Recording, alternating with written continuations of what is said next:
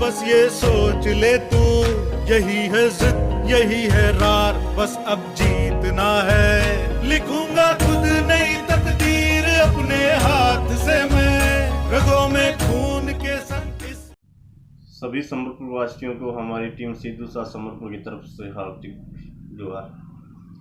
आज हमारी टीम पहुंची है अपना गुरुद्वारा के पास अम्बेडकर नगर में, जहाँ पे एक बच्चा अंशुमान बाग जो कि मात्र 10-12 साल का है, वो पिछले कई वर्षों से नाक की कुछ मांसपेशियां बढ़ने की दिक्कत से परेशान है।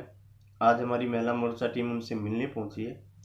वो पिछले दिनों में भी हमारे बड़े भाई सिद्धार्थ साहब द्वारा उनको आर्थिक सहयोग किया गया था। आज मिलके उनको अच्छी सलाह दी गई है और जल्दी जो भी ऑपरेशन डॉक्टर साहब बोलेंगे वैसा हमारा टीम जितना मदद होगी उतना हम करने के लिए तैयार है।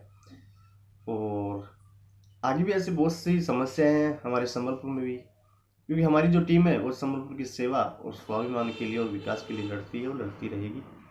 जो भी ऐसे परिवार हैं जो आर्थिक स्थिति में कमजोर है, उनकी मदद के लिए हमेशा हमारी टीम आगे है और आगे रहेगी। जय हिंद, इंकलाब जिंदाबाद।